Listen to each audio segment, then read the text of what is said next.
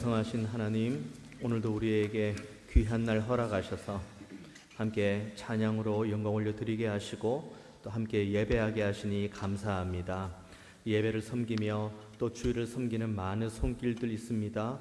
저들의 수고와 섬김을 아시는 주님께서 하늘에 예비하신 크신 은혜를 모두에게 흡족하게 내려 주옵소서. 이 시간 우리 모두가 하나님의 말씀 앞에 서싸우니 온전하게 깨달을 수 있는 믿음, 그리고 이 말씀에 온전하게 순종할 수 있는 믿음도 허락하여 주옵소서. 예배의 모든 시종을 주님께만 온전히 의탁드리오니 주님 홀로 영광받아 주옵소서. 감사드리고 살아계신 예수님의 이름으로 기도하옵나이다. 아멘. 지난 여름에 하나님의 부르심을 받으신 존 메가더 목사님, 미국에 있는 교회에서 50년 동안 같은 교회에서 심무하셨던 목사님이십니다. 그 목사님께서 50년 동안의 그 목회를 회고하시면서 그러면서 그분이 가지고 있었던 가장 큰 기쁨, 내가 가지고 있는 큰 기쁨과 그리고 후배들에게 그리고 남겨진 그리스도인들에게 꼭 경계해야 될 것을 몇 마디를 주셨습니다. 내가 가지고 있는 가장 큰 기쁨 그리고 경계해야 될 것 두 개가 각각 분리된 것처럼 보이지만 맥락이 같기 때문에 소개를 해드립니다. 내가 가지고 있는 가장 큰 기쁨은 먼저는 하나님의 말씀으로 나 자신이 조금씩 변화되어져 가는 걸 본다는 것, 그리고 더 나아가서 내가 목양하는 우리 귀한 성도님들이 함께 이 말씀으로 함께 변화되어져 가는 모습을 보는 것, 이것이 하나님께서 나에게 주신 너무 큰 기쁨이고 너무 큰 복이다. 이것이 이제 그 목사님이 가지고 있었던 기쁨의 제목입니다. 반면에 경계해야 될 것, 그런데 이 기쁨, 하나님의 말씀으로 나 자신이 변화되고 그리고 하나님의 말씀으로 함께 목양하는 온 성도님들이 변화되어져 가는 과정이 결코 1, 2년 만에 벌어지는 건 아니라는 거죠. 짧은 시간 안에 벌어지는 일이 아닙니다. 평생의 삶을 하나님의 말씀을 붙들고 살아가면서 날마다 변화되어져야 되는 거죠. 지난한 세월입니다. 어렵습니다. 당장의 성과는 없어 보입니다. 당장의 변화가 없거든요. 오늘 괜찮은 모습으로 보이다가도 내일 당장에 사그라드는 모습이 우리들의 모습이기 때문입니다.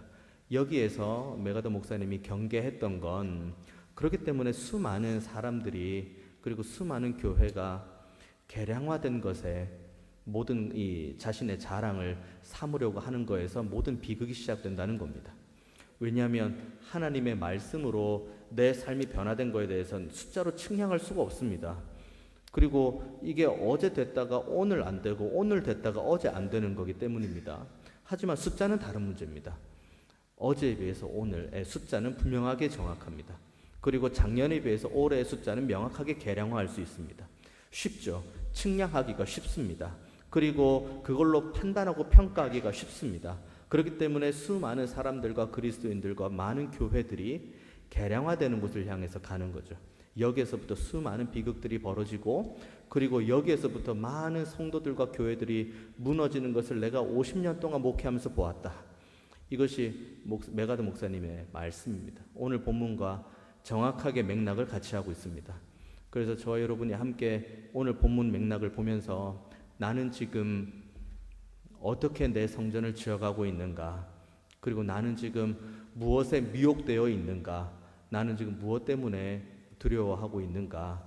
이것을 함께 말씀 보면서 스스로 점검하는 은혜의 시간 되기 원하고 마땅하게 하나님의 말씀에 순종하기로 믿음으로 결단하는 은혜 있게 되시기를 축원을 드립니다. 오늘 본문 5절 말씀 보십시오. 성전 이야기 나옵니다. 어떤 사람들이 성전을 가리켜 그 아름다운 돌과 헌물로 꾸민 것을 말합니다. 여기서 말하는 성전은 헤롯 성전입니다. 엄밀하게 성전은 솔로몬 성전, 솔로몬 대지은 성전이죠. 그리고 바벨론에 의해서 무너지고 이후에 이 바벨론에서 바사로 넘어가면서 이스라엘이 예루살렘으로 귀환하였고 여기에 새롭게 지은 성전이 스룹바벨 성전입니다. 그리고 오늘 본문의 배경은 스룹바벨 성전이 세워진 지 500년이 넘는 세월쯤입니다. 건물입니다. 500년이 넘는 세월이었죠. 많은 개선점이 필요하고 증축해야 될 필요성들도 조금씩 느끼고 있던 찰나에 헤롯이 그 성전을 봅니다. 헤롯은 그 성전을 보면서 몇 가지 생각을 합니다. 아, 내가 저 성전을 조금 잘 꾸미고 그리고 저 성전을 아름답고 웅장하게 세우면 내가 가질 수 있는 유익은 무엇일까? 먼저는 내가 지금 그 유대인의 왕으로 그 로마로부터 이렇게 임명받아 왔기 때문에 당연히 유대인들로부터 미움을 받고 있는데, 저들이 목숨보다 귀하게 여기는 저 성전을 내가 이 개건축을 한다고 하면, 보수하고 개수하고 건축하고 이렇게 보수한다고 하면 얼마나 많은 사람들이 좋아할까? 첫 번째 계산이 서는 겁니다. 또 하나 계산. 이걸 가지고 그러면 로마인들에게 좀 더 내가 잘 보일 수 있는 방법은 뭘까? 아, 그래. 성전을 이렇게 크게 이제 건축을 하면서 다시 이제 이 보수 공사를 하면서 이방인의 뜰을 하나 만들어 보는 건 어떨까? 그래서 많은 사람들이 그곳에 와서 거기에서 이방인의 뜰에 거할 수 있도록, 쉽게 말해서 명소가 되는 겁니다. 성전이 아니라 명소가 되는 거고, 그리고 거기에서 이방인의 뜰이다 보니까 거기에서 합법적으로 성전 안에 있고 이방인의 뜰에 있고 거기에서 합법적으로 로마인들과 로마 제국과 로마 황제의 안녕을 비는 기도를 하는 것, 너무너무 좋은 것 아닌가? 일석이조가 아닌가? 유대인들에게도 환심을 받고 로마인들에게도 환심을 받고 너무 좋은 생각을 한 거죠. 그래서 헤롯이 이 성전을 증축하기 시작합니다. 그 규모는 이전의 솔로몬 성전 그리고 스룹바벨 성전과는 비교할 수 없을 정도로 높은 성전이죠. 그리고 이 성전이 얼마나 금과 은으로 휘덮여져 있었는지 이 요세푸스는 멀리서 이 성전을 바라볼 때 눈이 햇살에 빛나는 것처럼 빛이 나고, 가까이서 보니 그 성전 자체에서 광채가 흘러나왔다. 얼마나 헤롯 성전이 대단하게 지어졌는지를 충분히 알 수 있는 대목입니다. 여기에 꾸며진 게 뭐라고 나옵니까? 5절 중반부에 나오죠. 어떤 사람들이 성전을 가리켜 그 아름다운 돌과 헌물로 꾸몄습니다. 그럼 여기서 우리가 질문 하나 합니다. 아름다운 돌과 헌물, 누구로부터 나온 걸까요? 그 앞단락에 있는 맥락과 정확하게 일치를 합니다. 외식하는 서기관들, 그들이 삼킨 과부의 가산, 연약한 이들, 그리고 그들이 가지고 있는 부유함의 일부. 그러니까 여기 이 성전은 지금 하나님께 예배하고 하나님께 영광 올려드리는 성전이라고 이름을 붙이고 있지만 여기에 하나님의 영광은 아무것도 존재하지 않는 겁니다. 인간의 정치적인 계산, 어떻게 하면 내가 조금 더 많은 사람들에게 인정을 받을까, 칭찬을 받을까, 그런 생각들로 가득 차 있는 거죠. 그리고 거기에 이제 점점점 사용하는 것은 과부의 가산, 연약한 이들의 불신, 그 모든 것들이 다 쌓여져 있는 겁니다. 하지만 사람들은 그냥 단순히 있는 그 성전의 건물을 보고 와 대단하다, 와 대단하다, 그 얘기를 하고 있는 거죠. 이게 맞는 걸까요? 그래서 오늘 본문에 대해서 예수님께서 그런 모습을 보고 뭐라고 말씀하십니까? 6절의 말씀, 너희 보는 이것들이 날이 이르면 돌 하나도 돌 위에 남지 않고 다 무너뜨려지리라. 너희들이 인간적으로 세운 성전, 가장 화려하고 가장 아름답다고 하는 그 성전은 그 어느 순간 되면 돌 위에 돌 하나도 남지 않고 다 무너뜨려질 거라고 이야기를 합니다. 왜 그렇죠? 하나님의 영광이 없기 때문입니다. 하나님께 영광 올려드림이 없기 때문이죠. 그래서 주님은 극단적인 이 말씀을 통해서 본인이 신성 모독죄를 짓는다고 많은 사람들에게 평가받는다는 걸 훤히 알고 계심에도 불구하고 이 성전은 돌 위에 돌 하나도 남지 않고 다 무너질 거라고 이야기를 합니다. 그리고 이 말씀을 통해 주님께서 우리에게 주기를 원하시는 말씀, 너희들의 시선은, 너희들의 눈은 눈에 보이는 화려한 것, 계량화될 만한 것, 숫자로 판단할 수 있을 만한 것, 숫자로 평가할 수 있을 만한 것, 거기에 집중하는 것이 아니라 보이지 않지만 영원한 왕이 되시는 하나님의 영광을 바라봐야 된다고 주님께서 오늘 말씀하고 있습니다. 우리의 자랑 무엇입니까? 그리고 우리 가문의 자랑이 무엇입니까? 그리고 우리 교회의 자랑이 무엇입니까?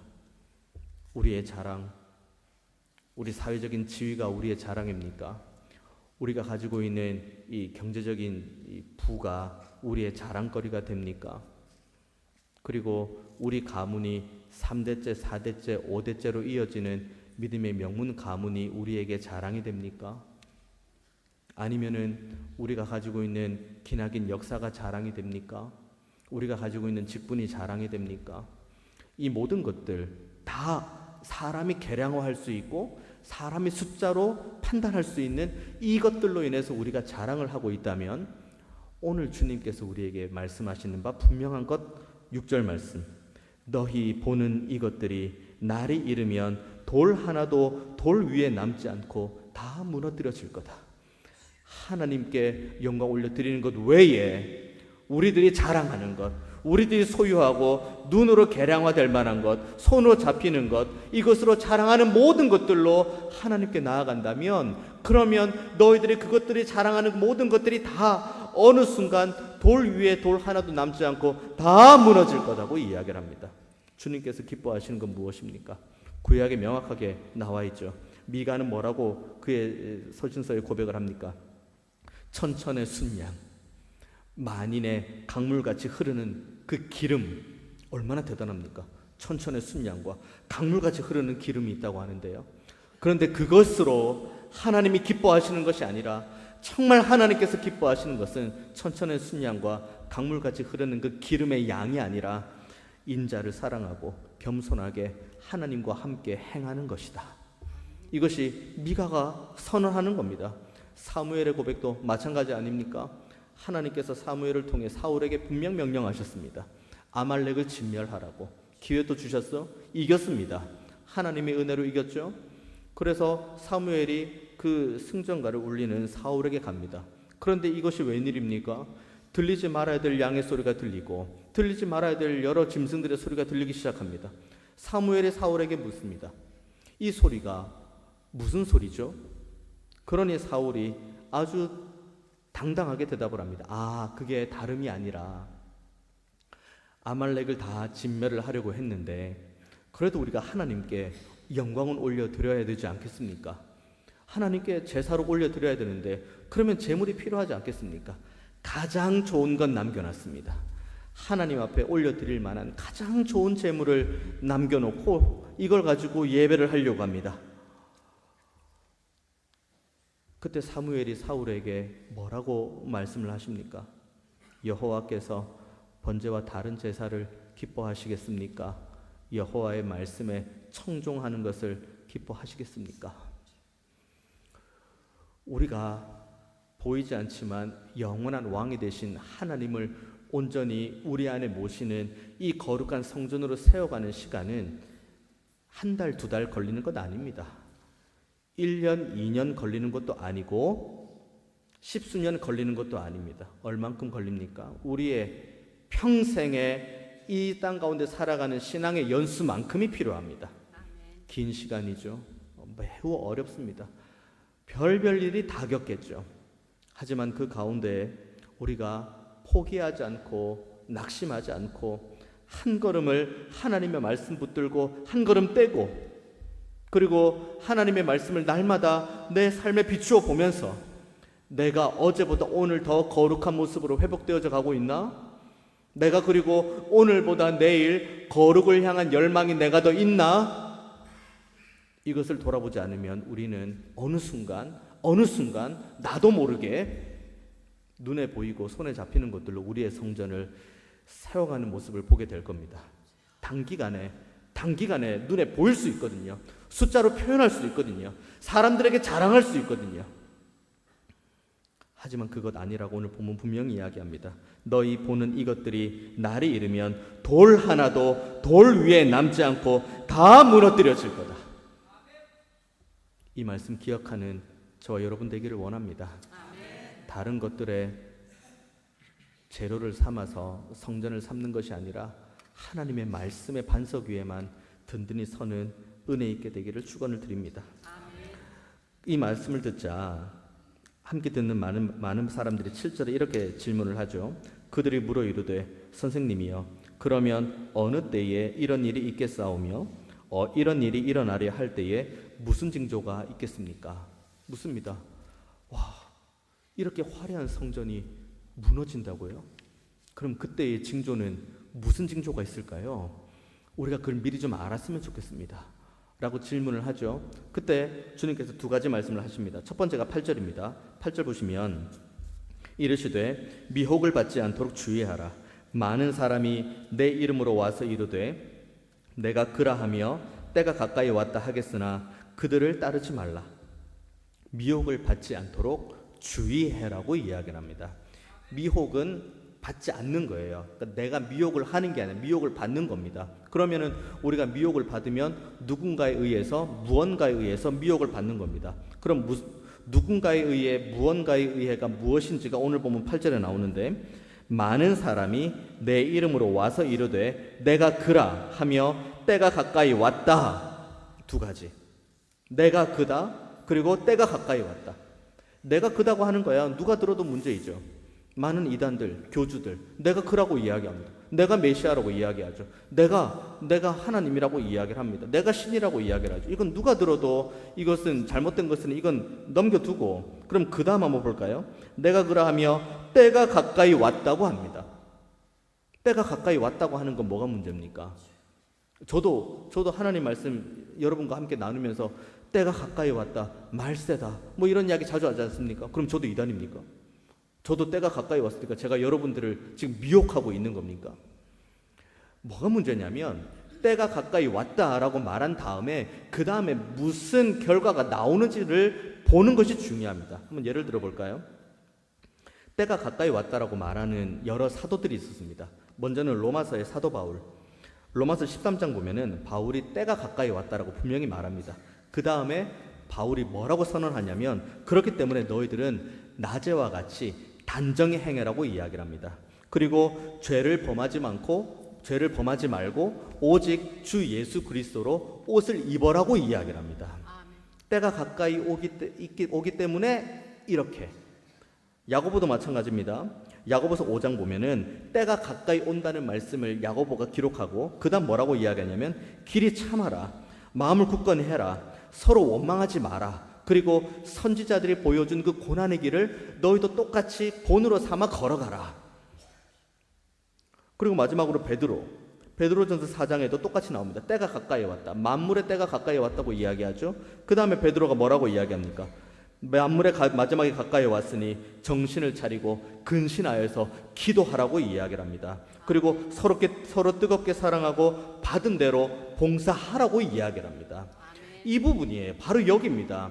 미혹되는 것이 뭐가 문제냐면 때가 가까이 왔다는 말씀은 아무런 문제가 되지 않습니다. 때가 가까이 왔기 때문에 사도 바울도 그리고 야고보도 베드로도 똑같이 뭐라고 이야기하냐면 죄짓지 마라, 하나님의 말씀 가까이 해라, 서로 사랑해라, 원망하지 마라, 불평하지 말라, 낮에와 같이 단정히 행해라, 그리고 선지자들이 보여준 그 고난의 길을 너희들도 따라가라. 이것이 마지막 때가 가까운 성도들의 모습인 거죠. 이 길이 쉽습니까? 이렇게 걸어가는 길이 여러분 매우 쉽습니까? 서로 사랑하는 것 얼마나 어렵습니까? 원망하지 않는 것 얼마나 어렵습니까? 선지자들이 보여준 고난의 길을 따라가는 것 이 얼마나 어렵습니까? 하지만 사도 바울도 야고보도 그리고 베드로도 마지막 때가 다가왔으니 이 어려운 길을 걸어가라고 이야기합니다. 근데 이 어려운 길을 어떻게 걸어가라고 이야기합니까? 8절의 말씀, 미혹을 받지 않도록 주의하라. 여기 주의하라는 헬라어 단어는 한번 주의하고, 그러니까 어제 한번 주의했으면 끝나는 것이 아니라 계속해서 주의하라는 현재적인 시점이 담겨져 있는 거예요. 주님께서 우리를 다시 부르실 때까지 끝까지 우리는 때가 가까이 왔으니 우리는 하나님 말씀 붙들고 사도 바울과 야고보와 베드로가 말해준 그 길을 끝까지 경주해야 됩니다. 그렇지 않으면 우리는 미혹에 넘어집니다. 근데 이 미혹은 왜 넘어집니까? 쉽거든요. 너무 쉽거든요. 그러니까 마지막 때에 멸망으로 이르는 그 문은 넓고 그리고 가는 사람도 많고 쉽죠. 그러니까 많은 사람이 가니까 나도 가야겠다.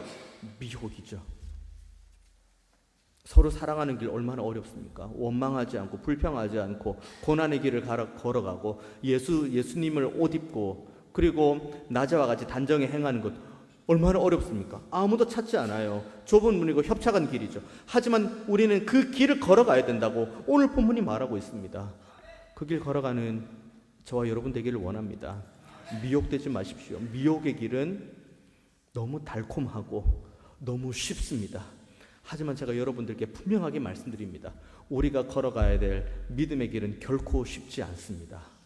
우리가 하나님의 백성이 되어서 하나님의 말씀을 붙들고 우리가 거룩하게 살아가는 모든 여정은 제가 단연코 말씀드릴 수 있는데 결코 쉽지 않습니다. 그러니까 찾지 않죠. 아무도 찾지 않습니다. 하지만 그 길을 찾는 저와 여러분 되기 원합니다.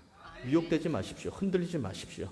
그 좁은 길을 향해 끝까지 다름박질하는 저와 여러분 되기를 원합니다.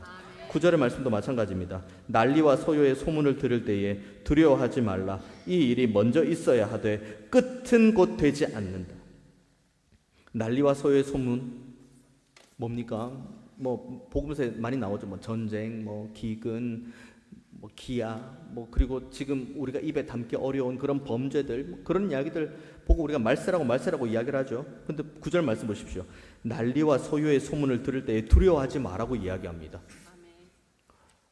그러면은 우리가 그 다음에 생각을 하기로는 그러면 난리와 소요가 소문인가 보다, 실제로는 벌어지지 않나 보다, 그러니까 두려워하지 않아야겠다 라고 생각하는 게 우리의 흔한 생각이죠. 그런데 그 다음 뭐라고 이어집니까? 이 일이 먼저 있어야 된다고 이야기합니다. 그럼 난리와 소요는 소문이 아니에요. 실제로 이 일이 됩니다. 소문이 이 일이 되고 그리고 이 일은 반드시 될 거라고 이야기를 합니다. 그럼 두려운 것 아닙니까? 난리와 소요가 지금 내 눈앞에 펼쳐지고 어쩌면 그 난리와 소요가 내 삶을 덮치는데요.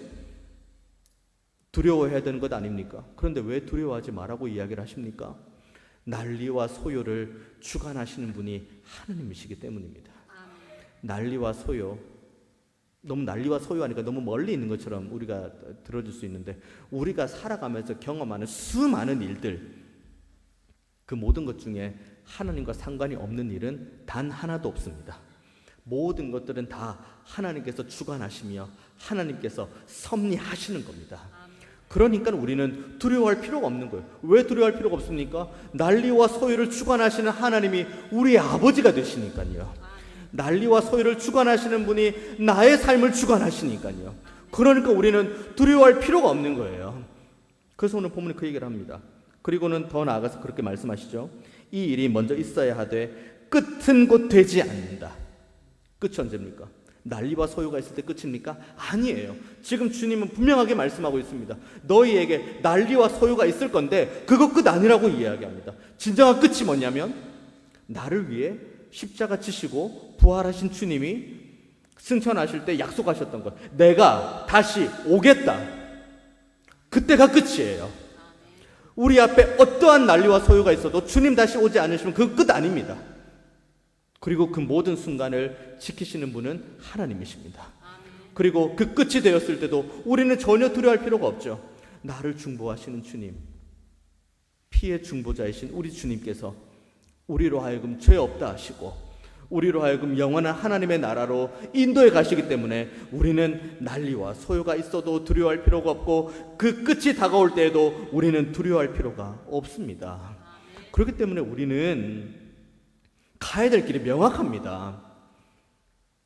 우리의 성전, 우리 개인의 성전, 화려하게 눈에 보이는, 하지만 회칠한 무덤과도 같은 그런 성전 짓는 것이 아니라 정말 하나님께서 기뻐하시는 성전, 하나님의 말씀의 반석 위에 든든히 서는 그런 성전으로 세워가는 은혜 있기를 원합니다. 바울의 고백은 분명합니다. 너희들이 성전으로 지어갈 때에 사도들과 선지자들의 터 위에 세움을 받고 그리고 그 터에 주 예수께서 친히 모퉁이 돌이 되어주신 그 성전, 그 성전으로 너희가 세워갈 때에 너희들은 절대로 흔들리지 않을 것이고 무너지지 않을 것이다. 왜 흔들리지 않고 무너지지 않습니까? 그 안에 거룩하신 하나님이 내주교통하시기 때문입니다. 부디 눈에 보이는 것들에 마음 빼앗기지 마십시오. 우리의 삶도 마찬가지, 우리의 가정도 마찬가지, 우리의 교회도 마찬가지, 자랑할 것은 하나님과 주 예수님밖에 없습니다. 그리고 우리가 마땅히 자랑해야 될 것은 주 예수님께서 달리신 십자가, 그거밖에 없습니다. 화려한 거 자랑한다? 대단한 걸 자랑한다? 그러면 초대교회 십자가만 자랑하다가 순교의 피를 마시고 그리고 사자의 밥이 되고 십자가에 달리신 분들은, 그럼 그분들은 누추한 삶을 사는 겁니까? 그리고 우리는 화려한 직분을 가지고 화려한 가정 안에서, 화려한 교회 안에서 믿음의 명문 가문이다, 5대다 6대다, 그리고 오랜 시간 우리는 이곳에서 예배했다, 이걸 자랑하면서 하하호호 하고 있으면 우리는 복받은 사람들입니까? 바라기는 마땅하게 우리가 자랑해야 될 걸 뭔지를 꼭 기억하는 저와 여러분 되기를 원합니다.